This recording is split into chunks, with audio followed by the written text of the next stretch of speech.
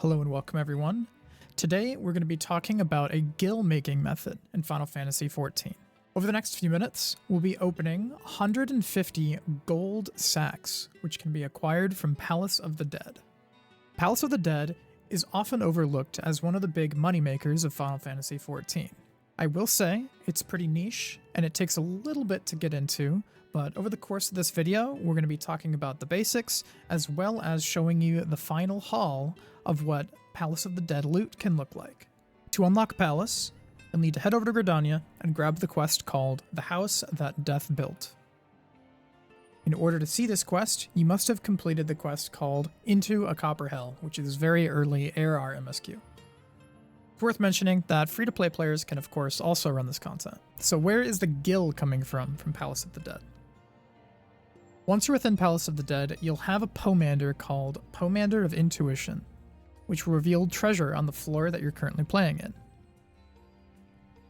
Based on what floor you're on, the type of loot that you'll get will change. For floors 1 through 50, you'll receive a single bronze-trimmed sack for every Pomander of Intuition you resolve. The loot will then change from floors 51 to 100, granting you an iron-trimmed sack. Floors 101 through 150 will yield a silver-trimmed sack, which we'll be making another video on since their loot is also amazing. And finally, we have the gold-trimmed sacks, which is floor 151 and up.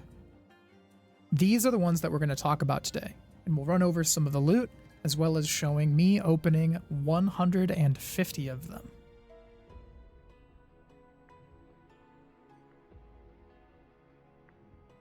With every gold-trimmed sack that we open, we will receive one item from this table of loot. There's quite a few items here, but there is one main item that's going to stand out and be our moneymaker. The item in question is the Knight Pegasus whistle. Depending on what server you're on, this will be worth anywhere from 12 to 16 mil at the time of this upload, but it's been holding that stable price for several years. So if you watch this in 2025, 2026, pretty good chance that this item is still going to be worth millions. It's worth mentioning that these other loot drops, which are assorted weaponry and tools from random extremes, are still worth a decent amount of gil. I would say that every item in here is anywhere from 40 to 60k gil, with some being 300 and 400k as well. There's also an Abigail Barding that is also common and worth a pretty penny too. But for the most part, when you're opening these, you're counting the amount of Pegasus whistles that you get. That's the main drop. A lot of time has passed since I opened all of these gold-trimmed sacks, and every single weapon that you're seeing on screen, whether it's worth 10k, 100k, 250k, has sold. Every single one of them I was able to sell in about a month or two. So if you get a whole bunch of these, don't just go off deleting them. Check how much they're worth on the market board and go list them, because most of these are not going to give you that mount we talked about. And a lot of the gil will come from these random weapons. I also wanted to give a reminder to any free-to-play players that are playing and watching this video. You cannot sell the mount, as you probably know, since you cannot interact with the market board, but I will say free-to-play players that have acquired the Nightmare Pegasus whistle and use it for their own, it's quite a bit of a flex, and I recommend you maybe still try this content and see if you can pick one up. Even if you are free-to-play, you can play with non-free-to-play players in your Palace of the Dead runs, and we do have a member in our community that was able to pick up one of these mounts, and they are free-to-play.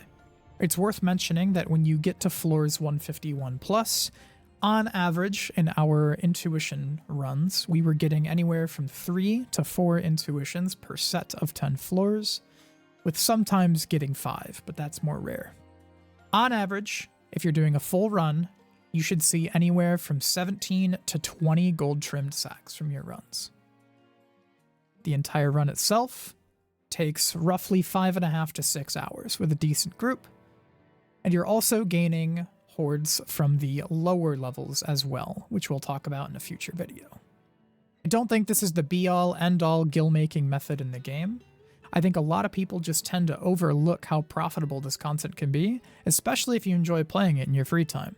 It's like getting paid a whole bunch of gil just to have fun. So if you think this is pretty interesting, give it a go. Thank you so much for watching. On the next video, we'll be tackling the hordes that drop from floors 101 through 150, which are the silver trimmed sacks. Hope to see you there, and I'll catch you on the next one. Bye-bye.